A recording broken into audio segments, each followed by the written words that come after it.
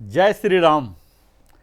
सभी दर्शकों को मैं Narendra Kumar, wellness consultant, entrepreneur trainer, हृदय की गहराई से स्वागत करता हूं और आप सबों को आज भज गोविंदम की दूसरी कड़ी में आपको ले चलता हूं।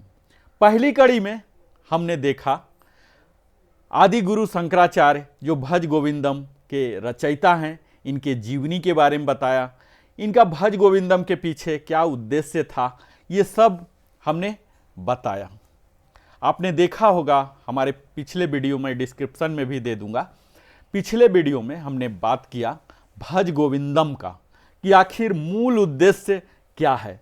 आदि गुरु शंकराचार्य ने हमें जीवन भर हमारे जीवन में सुधार लाने के लिए भज गोविंदम दिया है, तो इसके पीछे क्या उनका मूल उद्देश्य रहा, ये सब हमने बताया।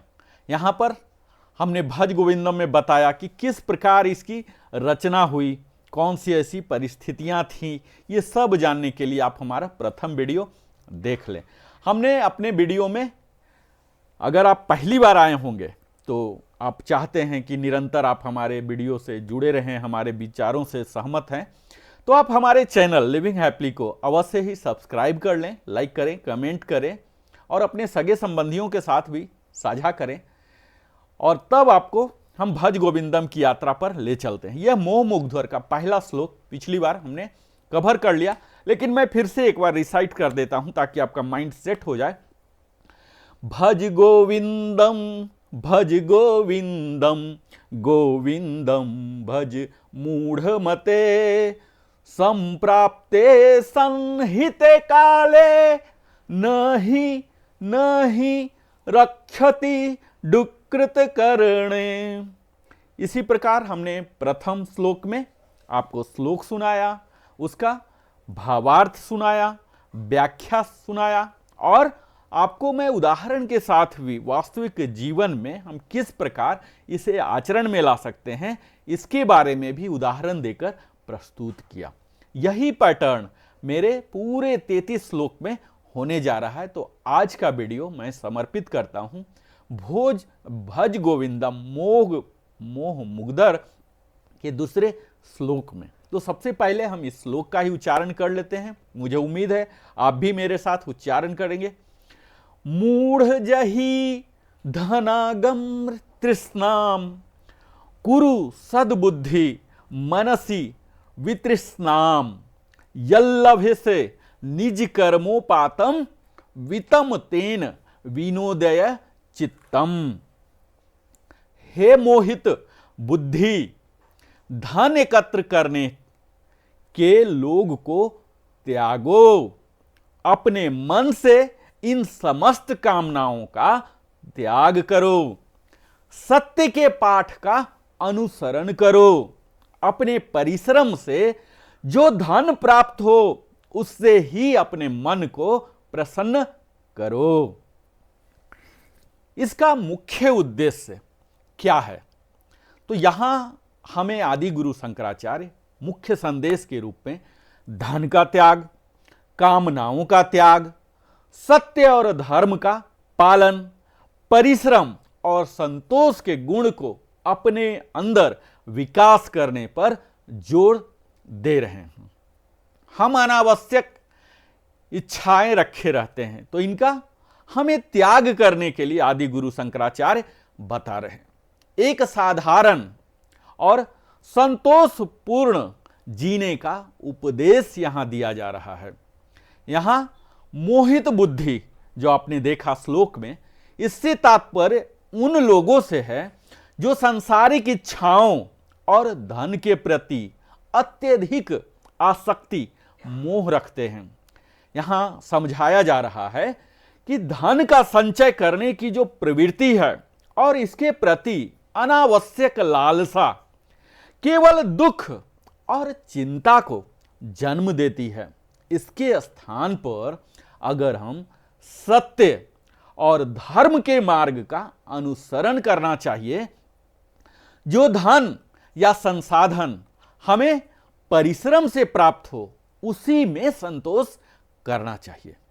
यहां मुख्य संदेश, जैसा मैंने बताया, कि धन का त्याग करने की बात हो रही है। तो धन क्या है? धन केवल जीवन का साधन है, इसका अंतिम उद्देश्य कदापि नहीं है। आवश्यकता से अधिक धन संग्रह नहीं करने की बात यहां शंकराचार्य द्वारा बताई जा रही है, क्योंकि यही अत्यधिक धन हमारे लालच, चिंता और असंतोष को और ज्यादा बढ़ाता है। यहां दूसरी बात जो है, कामनाओं का त्याग करने की बात की जा रही है। तो हम क्या करते हैं अपने आम जीवन में, सांसारिक जीवन में, दिनचर्या में अनावश्यक इच्छाएं रख लेते हैं और ये हमारे मन को अशांत कर देती है। तो यहां अपने इच्छाओं को त्याग करने की बात की जा रही है, जो हमारे मन में शांति और संतोष प्रदान करता है। यहां तीसरी बात की जा रही है सत्य और धर्म की। इसका अर्थ यह है कि सच्चाई और धर्म के मार्ग पर चलना जीवन को वास्तविक रूप से सार्थक बना सकता है। हमें क्या करना है? यहां उपदेश दी जा रही है कि सांसारिक मोह के बजाय हमें आध्यात्मिक प्रगति, स्पिरिचुअल डेवलपमेंट पर अपना ध्यान केंद्रित करना चाहिए। जो चौथी बात यहां की जा रही है, हमारे परिश्रम और संतोष। संतोष और परिश्रम दोनों को एक साथ बताया जा रहा है। ऐसा नहीं कि बिना परिश्रम किए ही आपको जो मिल गया या जो आपके पास उपलब्ध है उससे संतोष कीजिए। आप यथासंभव अधिक से अधिक परिश्रम कीजिए, लेकिन वह परिश्रम आपके ईमानदारी पूर्वक हो, और उसके बाद जो भी धन आपको मिलता है, जो भी धन अर्जित होता है, उसी में हमें संतोष भी करना चाहिए। यानी कि आपका मंथली बजट उसी पर आधारित होना चाहिए, न कि क्रेडिट कार्ड से लोन ले रहे हैं, लोन पर लोन, ईएमआई पर ईएमआई चलाए जा रहे हैं और इतना हमारा परिश्रम के द्वारा अर्जित नहीं है। कहीं हमें कुछ गलत काम, जैसे 2 नंबर कहा जाता है, इस चीज का सहारा तो नहीं लेना पड़ जा। और कई बार तो हम परेशानी का सबक तब बन लेते हैं जब दूसरे से तुलना करने लग जाते हैं कि उनका उस इलाका में मकान है, मेरा उस इलाका में है, उनके पास वो है, उनके पास इतनी बड़ी गाड़ी है, मेरे पास ये है, वो है। तो ये सब जो तुलना हम करने लग जाते हैं, ये हमारे लालच के और अंततः हमें दुख प्रदान कर देता है।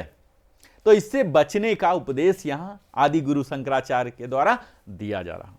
अगर हम उदाहरण में सांसारिक जिसमें हम जी रहे हैं, अगर उसके उदाहरण की बात करें, तो सांसारिक लालसा और दुख क्या है, इसे हम समझते हैं थोड़ा सा संक्षेप में। कि हम जीवन भर धन संग्रह करते रहते हैं, जॉब कर रहे हैं, सर्विस कर रहे हैं, प्रोफेशन में हैं, बिजनेस में हैं, जहां कहीं भी हैं, आप धनोपार्जन कर रहे हैं जीविकोपार्जन के लिए, और इसके साथ अपनी इच्छाओं को कभी सीमित नहीं करते हैं। जितना ज्यादा कमाते हैं उतना ज्यादा अपनी इच्छाओं को भी बढ़ाते चल जाते हैं, और वह हर समय और अधिक हम चाहते रहते हैं। इसके चलते होता क्या है, अपने परिवार, स्वास्थ्य और शांति के साथ समझौता करना पड़ता है। उनके साथ जो समय देना चाहिए अपने स्वास्थ्य के लिए, परिवार के लिए, खुद के शांति के लिए, इसमें कहीं न कहीं हम कमी कर देते हैं। और धीरे धीरे ये तीनों चीज, हमारा चाहे स्वास्थ्य हो या परिवार के साथ, सगे संबंधियों के साथ संबंध हो, या खुद के लिए आत्म शांति हो, ये धीरे धीरे कम होने लगता है। और कई लोग तो युवावस्था में ही इसे खो भी देते हैं, और अंततः जब हमारी मृत्यु आती है तो उस समय ये सारा धन व्यर्थ लगता है कि कुछ भी ऐसा हो जाए कि हमारे लाइफ मिल जाए, कोई भी ऐसा न्यूयॉर्क में कोई ऐसा ऑपरेशन हो जाए, सर्जरी हो जाए जो हमारे लाइफ को वापस ला दे, हेल्थ को वापस ला दे। तो ये सब जब मृत्यु आती है तो सब सारा धन व्यर्थ हो जाता है, क्योंकि इसे तो आप धन ले नहीं जा सकते हैं। जिन तीनों के साथ आपने समझौता किया था इस धन के लिए, ले सकते हैं, और इसका आनंद आप ले नहीं पाते। दूसरी बात, यहां संतोष और शांति की बात की जाती है। तो आप एक आम व्यक्ति, एक आम किसान कहते हैं, जो कि एक साधारण जीवन जीता है, इतना भाग दौड़ में नहीं है, अपने परिश्रम से जो कुछ भी कमाता है उसी में संतोष रखता है। उसके पास भले ही सीमित संसाधन हो, लेकिन उसकी इच्छाएं भी सीमित है और वह अपने परिवार के साथ शांति और खुशी से रहता है। तो यहां संदेश क्या है दूसरे श्लोक का? तो यहां मुख्यतः केंद्रीय भाव जो है आदि गुरु शंकराचार्य का यही है कि धन की लालसा और सांसारिक इच्छाएं जो है जीवन में अशांति और दुख लाती है। इसे आप नकारात्मक अदरवाइज न लें और यहां मूल उद्देश्य को समझने का प्रयास करें। और यहां बताया जा रहा कि सत्य और धर्म का पालन करें और केवल अपने परिश्रम से अर्जित धन में संतोष रखें।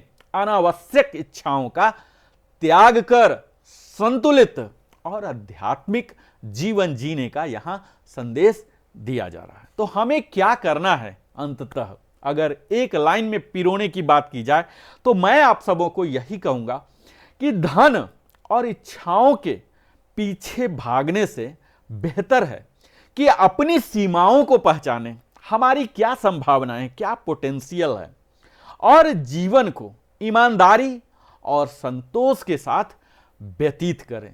यही सच्चा सुख है।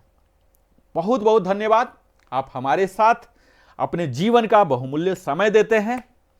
मैं फिर से मिलता हूं तीसरा श्लोक के साथ। अगर आपने अभी तक हमारे वीडियो को सब्सक्राइब नहीं किया है, लाइक नहीं किया है, तो अवश्य ही लाइक करें। मैं ऐसे ही और भी ज्ञानपूर्ण प्रेरणादायक वीडियो लाते रहूंगा। तो फिर मिलता हूं तीसरे श्लोक के साथ। तब तक जय श्री राम, जय हिंद।